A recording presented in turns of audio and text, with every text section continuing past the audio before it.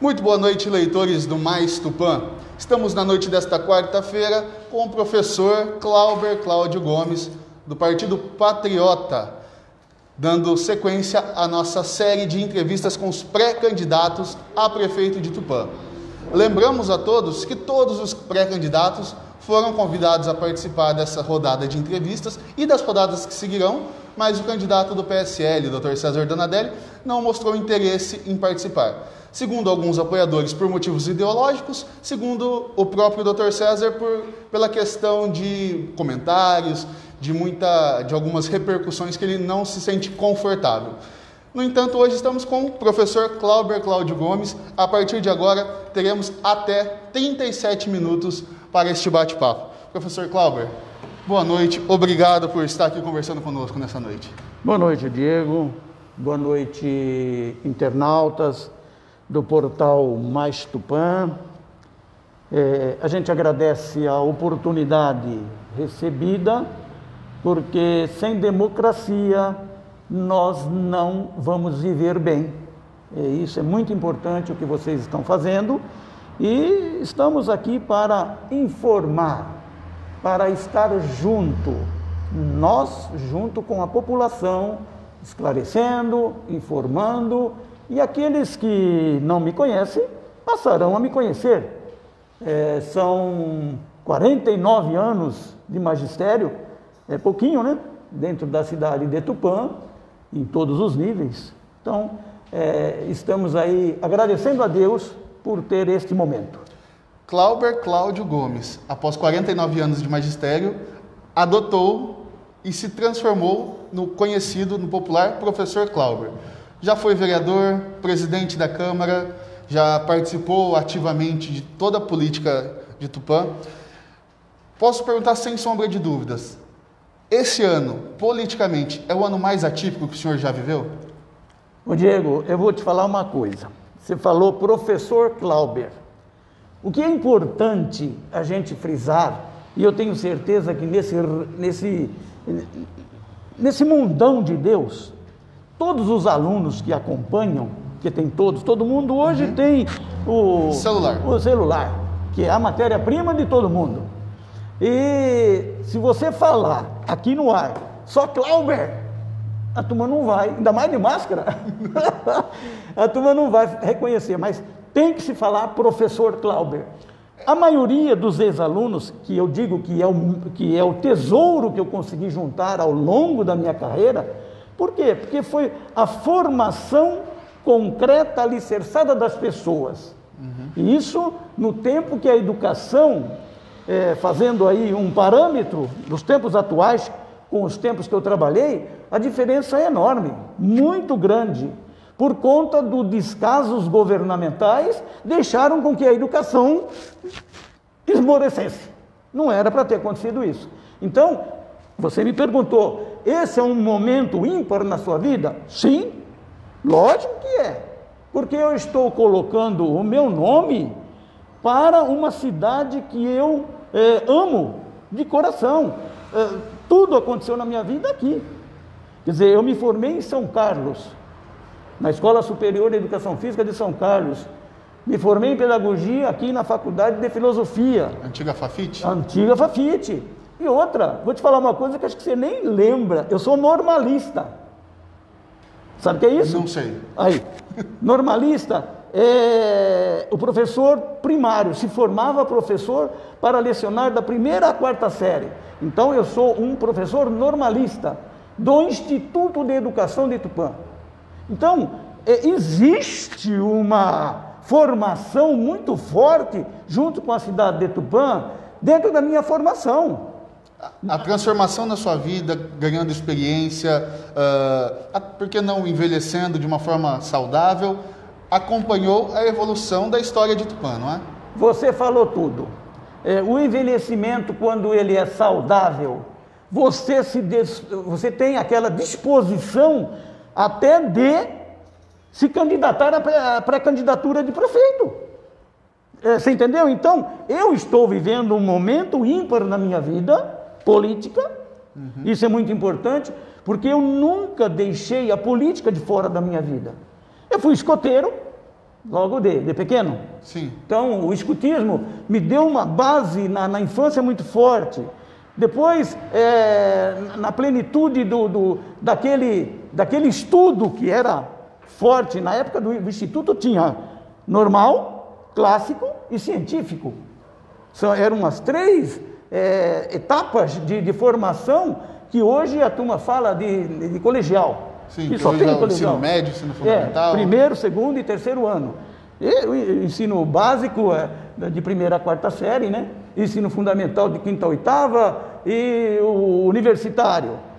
Mas eu falo com um conhecimento educacional muito forte e muito agradecido por ter estudado nas escolas que passei, com os professores que tive, com a formação que eu tive e com a formação também política que me fez fazer um mandato de vereador, que não me arrependo de nada. Foi presidente da Câmara? Fui o presidente da Câmara, fui o vereador mais votado, que é um título na cidade. Sim. É importante. Então isso não é que te dá valores que você não acredita. Eu acredito sim na formação do homem em todos os seus segmentos, em todas as suas bases. Quando você tem um alicerce forte, dificilmente a tua casa cai. Vamos até entrar já um pouquinho na questão política. Acho que essa pergunta não deve estar aqui, mas o senhor, qual é a importância que o senhor vê da educação de base para as crianças, para a formação das crianças? E eu pergunto, e como pensar a educação hoje, no momento onde as crianças praticamente nascem sabendo mexer com o celular, com os artifícios tecnológicos? Ô Diego, é o seguinte, olha a comparação que eu vou fazer. Quando eu comecei a dar aula no primário, foi no bairro Extremadura. Não tinha vicinal, não era asfalto, era estrada de terra, de lama. Quando chovia, eu tinha um fusquinha que nem assoalho tinha, tinha que pôr o pé no barro mesmo. Mas a gente cumpria a jornada. E a minha classe era de 1º, 2º e 3º ano. Então, você percebia que a vontade da criança aprender é bem diferente da criança atual, que ela aprende muito com as informações numa velocidade... Um bombardeio de informações. Justamente, que aí eu vou ponderar, o cérebro foi feito para assimilar, mas existem estudos científicos que às vezes... muita informação para a criança, em que ela deixa de brincar, ela deixa de de participar ativamente nas atividades de conjuntura com os amiguinhos, que esse relacionamento que a gente teve na infância, eu acredito que você deva ter pego ainda, apesar de ser novo, mas você pegou um tempinho aí, que não tinha o advento... Na minha infância não tinha celular. Não tinha celular. O telefone fixo também não era tão comum. Não, o telefone era um negócio mais ou menos assim, que você dava umas maniveladas lá e... Então, tudo isso, a evolução da tecnologia, a velocidade das informações, tudo isso foi um momento que a humanidade viveu. E que nós estamos vivendo hoje uma pandemia. Olha bem como é a vida, e o homem não está conseguindo dominar a pandemia, está difícil. Agora, o que vamos fazer com essa criança que estava na escola, começou o ano, e logo no comecinho, quando ela estava se ambientando, ela teve que ser retirada? Se nós não usarmos a inteligência para corrigir os danos que aconteceram com o advento da pandemia, muita coisa vai ficar pior. Então a gente tem que ponderar, parar, fazer a filosofia do silêncio, pensar, raciocinar, para depois agir, e não agir de qualquer jeito. Que é muito diferente do que acontece hoje do imediatismo, as pessoas serem totalmente reativas. Justamente, isso vai ser muito perigoso para as nossas crianças.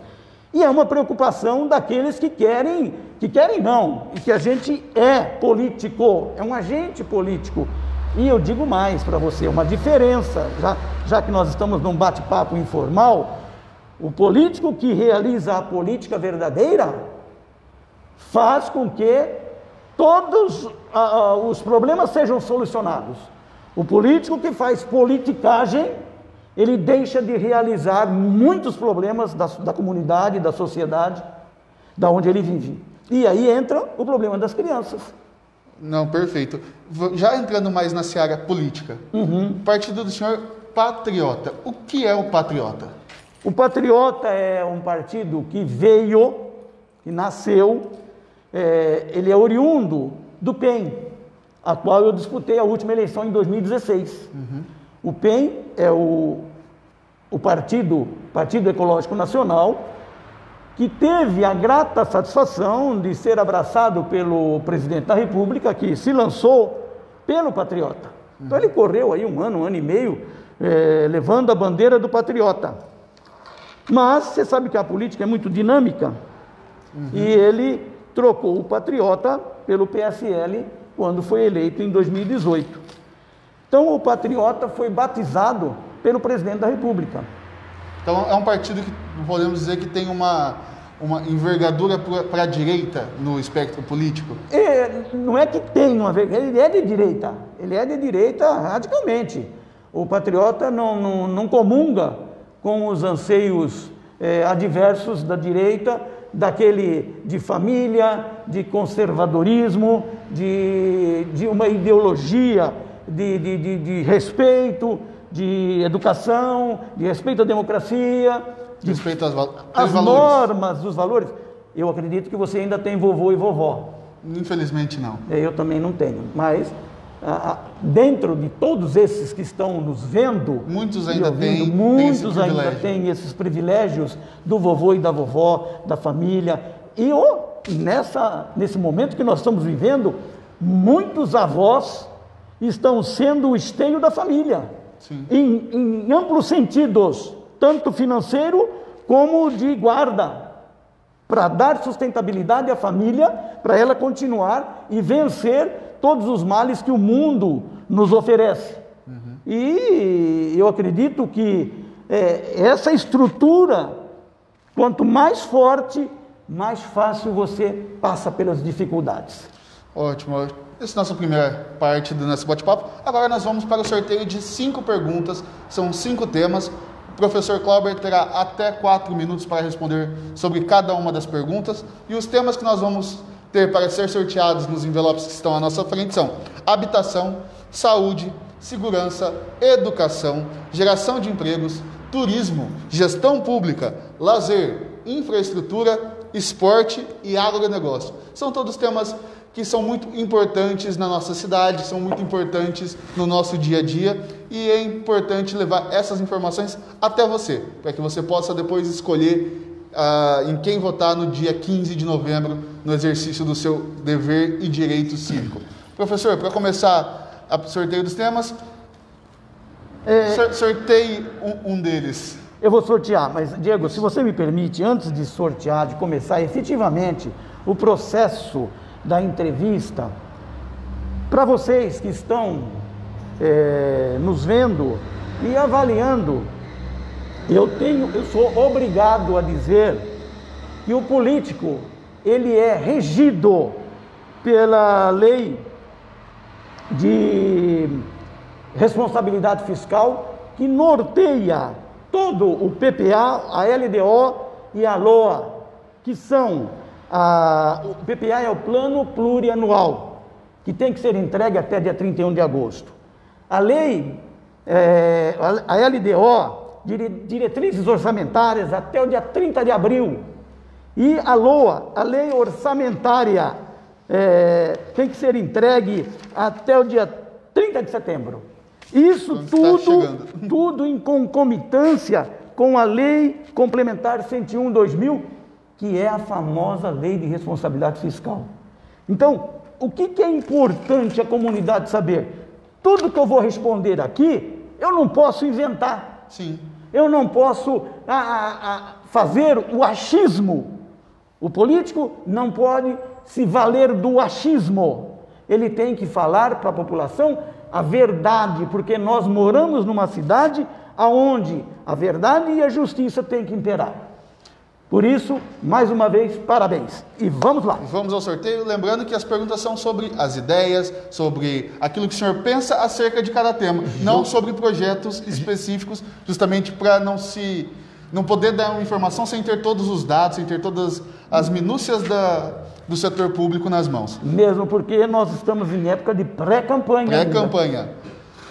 Vamos lá, então. Vamos lá. Quantas são? São 11 temas, o senhor escolhe um agora. Vamos lá, primeira, está aqui. Primeiro tema. E o primeiro tema, eu acho que é algo que o senhor gosta e que esteve presente durante toda a sua vida. O primeiro tema sorteado foi esporte. Professor Clauber, professor de educação física. Aí é complicado, né? Aí a pergunta é, como professor de educação física, tem algum projeto para levar esportes de base às periferias? Vamos falar sobre a iniciação das crianças, dos jovens, no setor esportivo. Olha... O senhor tem até 4 minutos. Sim, pode começar a marcar, que eu tenho que ser bem rápido e sucinto e objetivo nessa resposta. Trabalhei 49 anos como professor de educação física, junto com esses 49 anos, também como a parte pedagógica, como a parte administrativa e como parte de professor de faculdade. Mas no setor específico do esporte, na nossa cidade, eu tenho que fazer esse preâmbulo, mesmo porque não é crítica a ninguém, eu não sou de fazer crítica, eu sou de mostrar resultado. Precisamos sim fazer uma guinada de 360 graus para a gente começar a fazer valer o que é o esporte para a meninada, porque se nós olharmos o universo das escolas que nós temos em Tupã, é bem diferente do universo das escolas que nós temos no Nordeste ou em outros países, comparando assim de tamanho continental como o Brasil, como a África. Nós somos uma cidade privilegiada. Só que existe sim dinheiro para fazer o implemento. Eu estava até vendo, antes de vir para cá, o orçamento que acabei de falar da lei orçamentária anual, 3 milhões e qualquer coisa para o esporte. O senhor permite? Vou dar uma dica, acho que está aqui, o senhor passou. Não, está aqui, esporte. Secretaria de Desporto e Lazer, 4 milhões e 700 e lá vai cacetada. Mas isso tem a despesa, tem os professores, mas mesmo assim, eu acompanhei, e a gente ouve as críticas, teve muita gente que fez muita crítica, e parece-me que os prefeitos que passaram pela nossa cidade, a não ser alguns secretários que tinham uma abertura maior, eu vou dar um exemplo que foi sensacional de investimento para as crianças, e dentro da educação física, estou falando de uma coisa que eu fiz, eu realizei.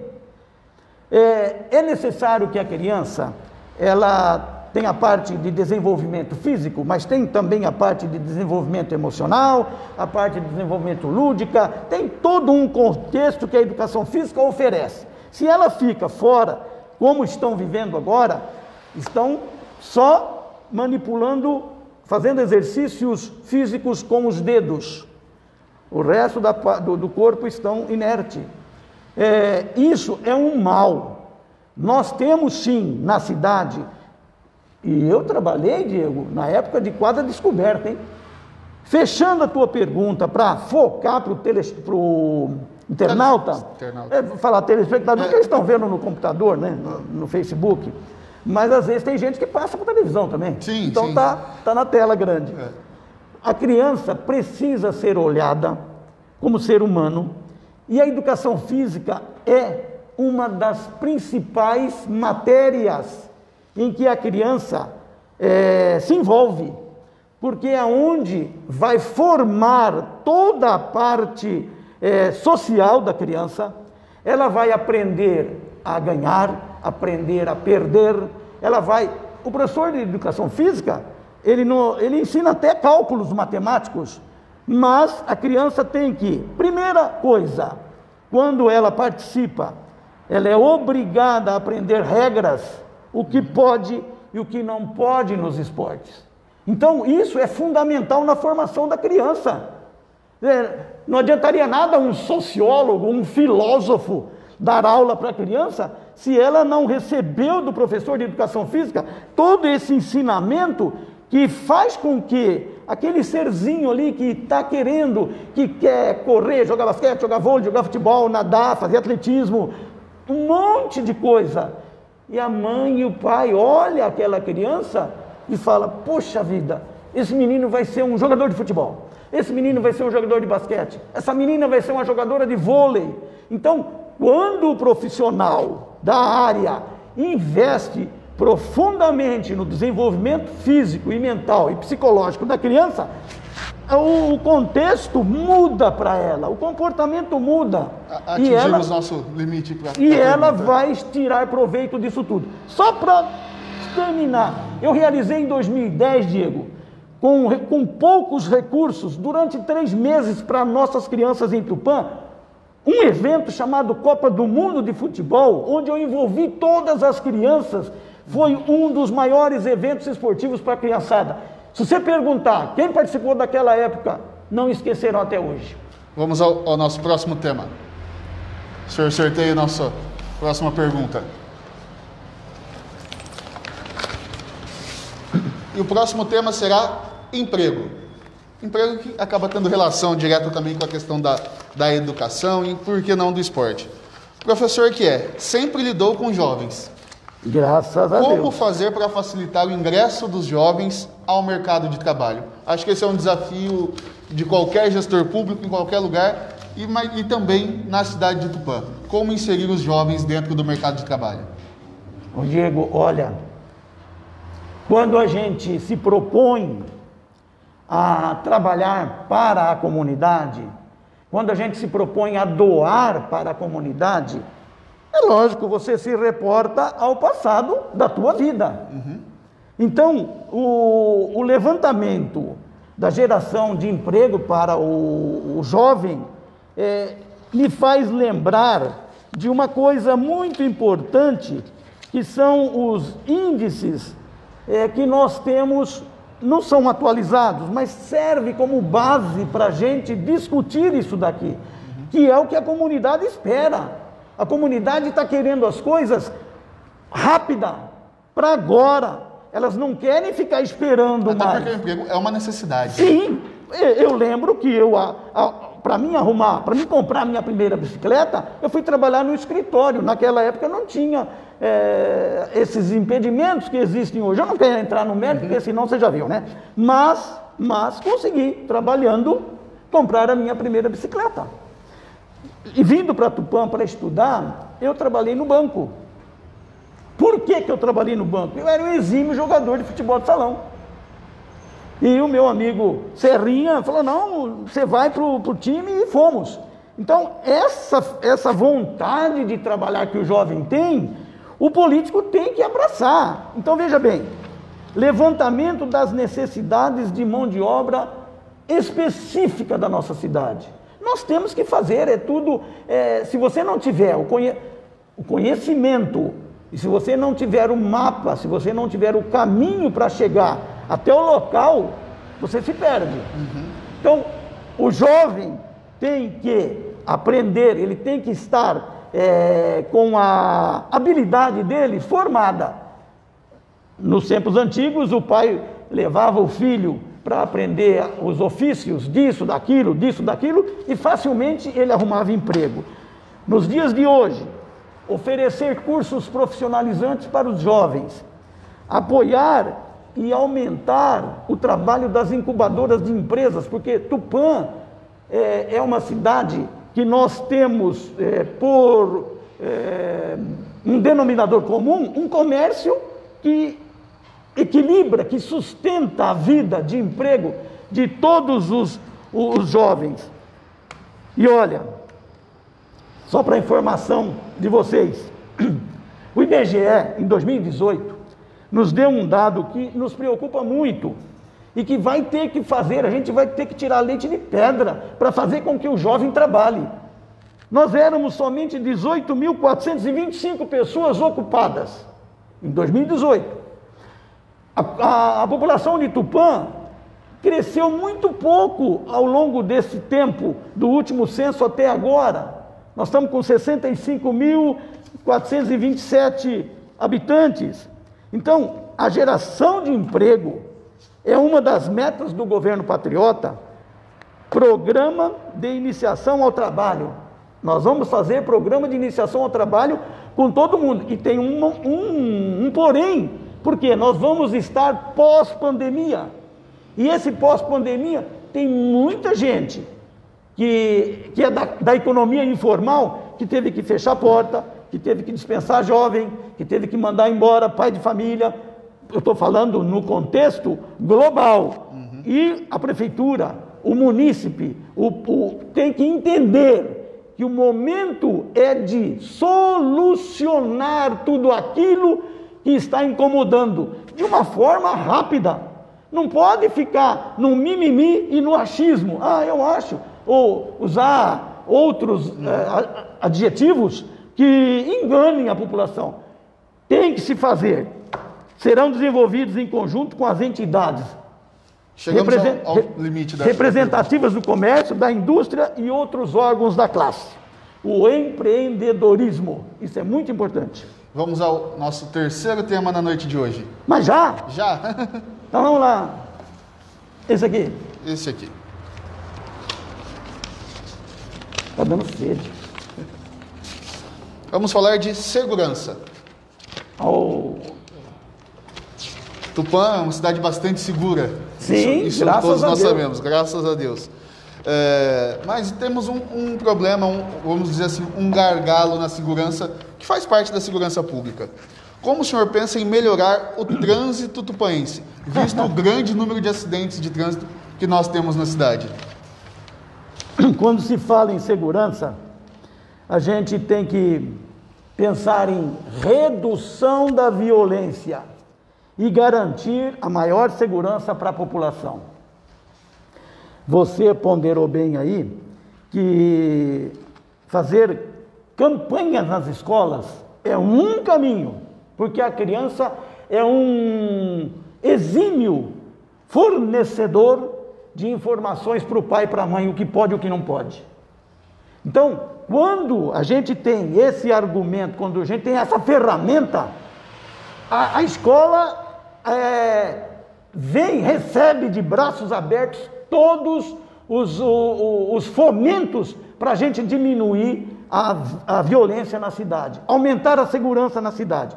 E para aumentar a segurança na cidade, eu vejo e eu enxergo que a Polícia Civil e a Polícia Militar, Corpo de Bombeiro, todos eles envolvidos, eles já realizam, eu acredito que agora por causa da pandemia pararam, o PROERD tem que continuar e nós temos que fazer com que ele atue numa projeção de magnitude maior. Temos que preocupar com a nossa iluminação pública. A nossa iluminação pública, ruas, praças e avenidas, tem que ser refeita e tem que se gastar. Tem que deixar uma cidade clara. E como o senhor pensa em relação, justamente, tudo isso tem a ver, mas e o trânsito especificamente? Eu vejo assim, entrou o governo, saiu o governo, fizeram um plano de mobilidade urbana, que chama mobilidade urbana. É bom frisar isso, porque a nossa mobilidade está meia capenga. Tem gente que vem de fora e reclama com a gente. Fala, pô, professor, fui na sua cidade lá e não conseguia chegar onde eu queria. Por quê? Porque houve um mapeamento de cidade turística que foi colocado e implantado. Depois houve uma correção, vou usar o termo, uma correção, permitindo mudança aqui, mudança ali, e mudou-se o governo de novo, houve outras mudanças. Então, no meu governo, no governo do Patriota, nós vamos envolver a população inteirinha e fazer um novo plano de mobilidade urbana para acabar de vez com essa insegurança. Você sabe que toda pessoa de idade está dirigindo o carro, quando ele olha para a direita, ele vê que não vê ninguém. Quando ele olha para a esquerda, vê que não vê ninguém, ele vai, o cara de moto vem e pá, pega ele. Pela direita. Então, tudo isso... o prefeito, o candidato que se predispõe a lutar para governar uma cidade, eu estou aqui como pré-candidato, posso falar que o nosso plano de mobilidade urbana tem que ser revisto, porque existe um número muito grande de motociclistas, não é motoqueiro, hein? Motoqueiro é outra categoria. Motoqueiro é aquela dos Estados Unidos. Os motociclistas de Tupã, os entregadores, que nessa fase agora, a mesma coisa que acontece em São Paulo, acontece em Tupã em um número menor. Mas Tupã já foi provado que nós temos um número muito grande.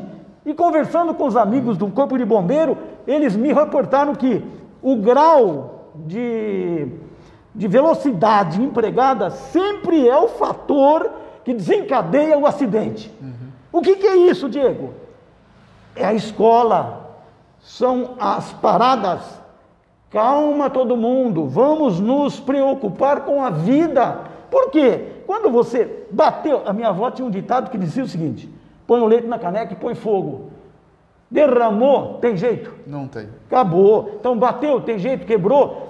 Aí tudo é complicado. Agora, existe Chegamos sim... ao limite desse tema também. Campanhas educativas, motociclistas, ciclistas e pedestres. E envolver a população com práticas saudáveis de proteção a todos. Ótimo. Vamos ao nosso quarto tema de hoje. Já? Já estamos no quarto tema. Vamos fazer essa entrevista em mais tempo.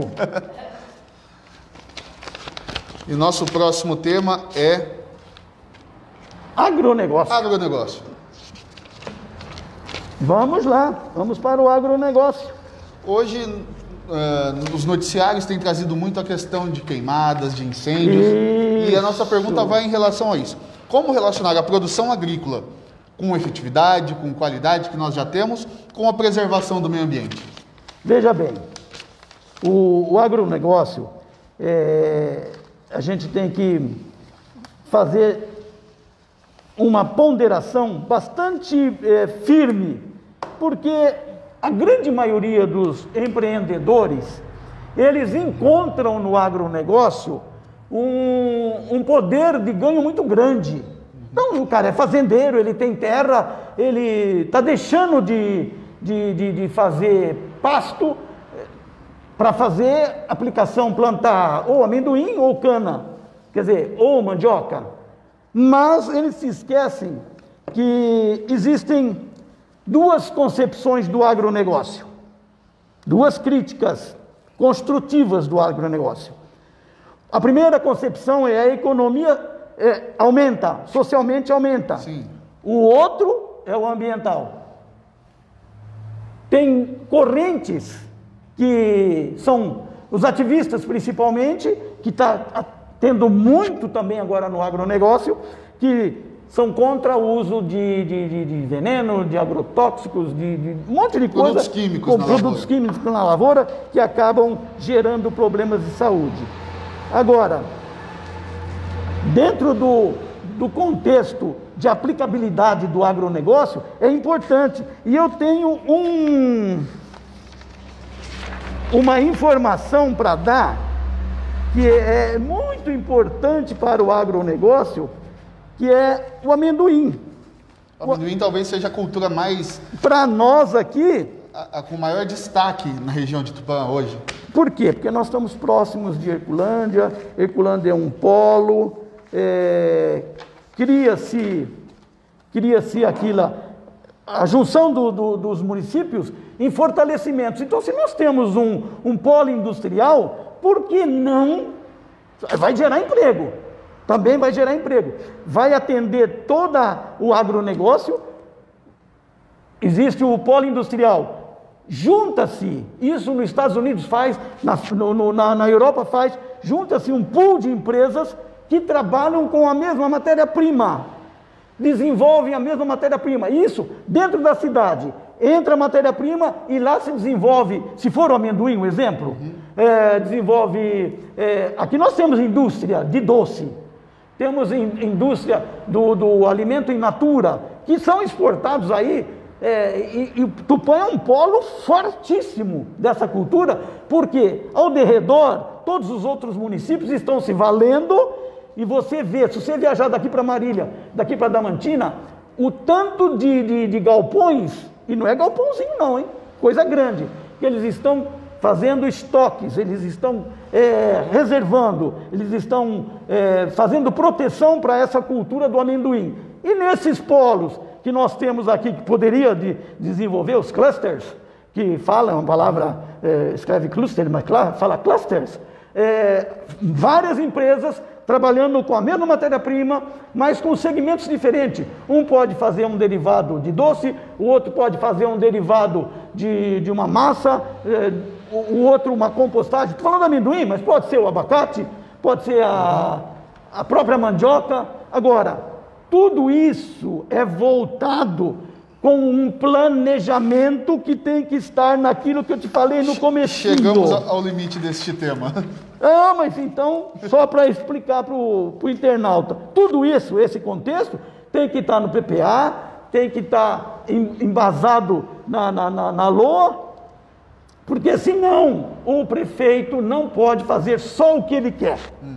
Tem que ser legal. E outra, tem que ter a participação da Câmara também. Quando o político tem vontade, ele deixa a politicagem de lado e faz a política valer para todos, independentemente se ele é A, B, C, D ou F.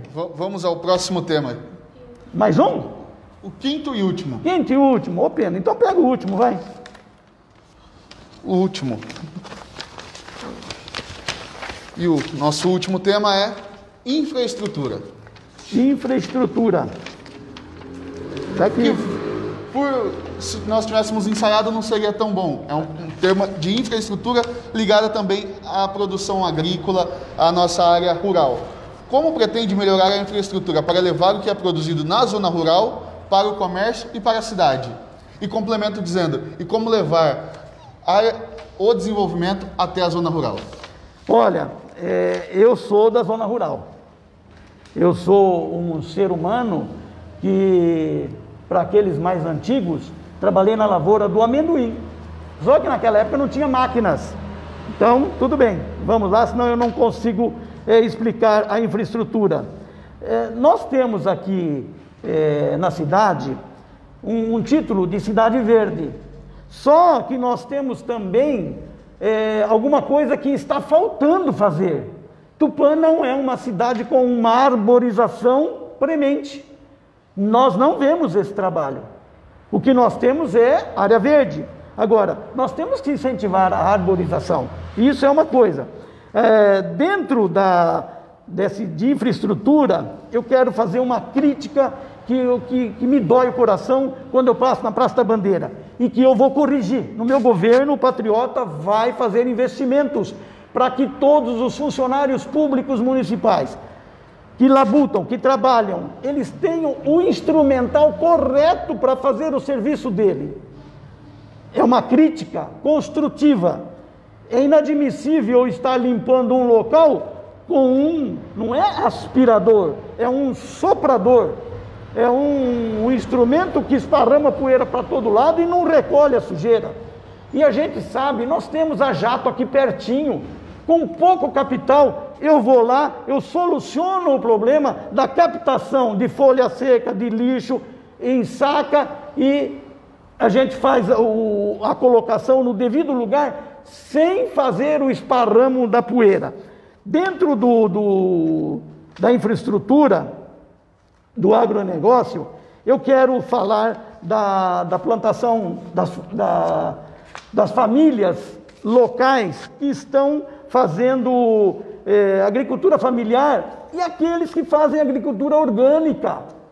Dentro do sistema educacional tem a cozinha piloto, e que a cozinha piloto foi eu tenho orgulho de dizer que foi feita com economia do professor Cláudio enquanto ele foi presidente da Câmara, economizando tudo e mais um pouco, porque o político tem que se valer da economia para fazer a solução dos problemas que afligem toda a cidade.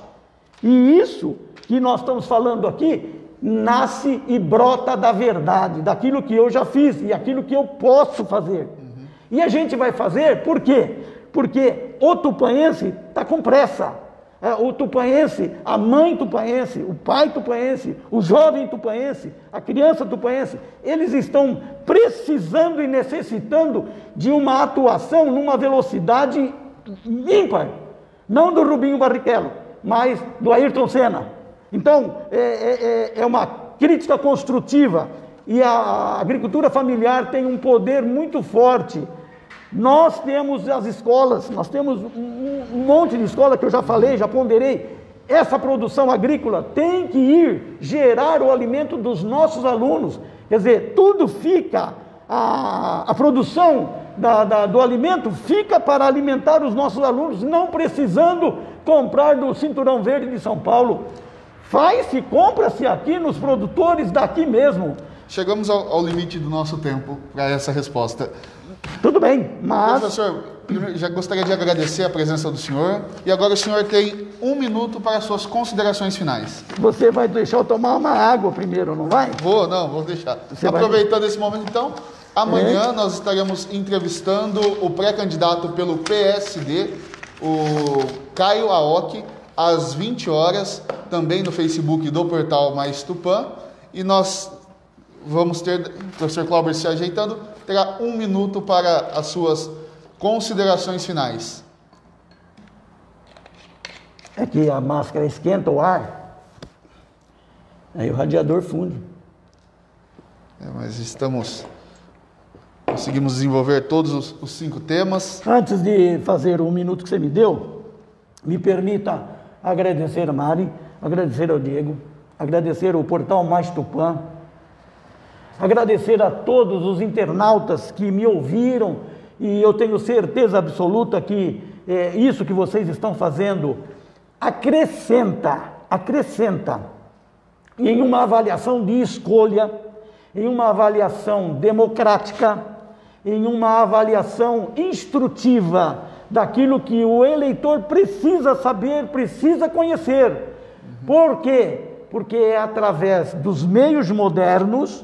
Antigamente todo mundo saía com um carro de som falando, agora nós temos vocês, e a gente agradece a Deus por vocês existirem. A partir de agora, 1 minuto. 1 minuto, então. Sabemos que existem muitas possibilidades que podem mudar nossas vidas. Sabemos que pessoas simples como eu e você podemos mudar o rumo da nossa cidade. Sabemos que podemos nos unir para um futuro promissor. Sabemos que podemos vencer se estivermos juntos. Sabemos que podemos fazer uma Tupã cidade de todos. O importante é você. Deus abençoe Tupã. É isso aí. Estivemos conversando com o professor Clauber na noite desta quarta-feira. Professor, muito obrigado. E você que esteve nos acompanhando, obrigado pela atenção. Este é o momento mais importante de 2020. Estão chegando as eleições, é a hora da democracia. E o Portal Mais Tupã continuará levando até você a informação com a qualidade que você precisa.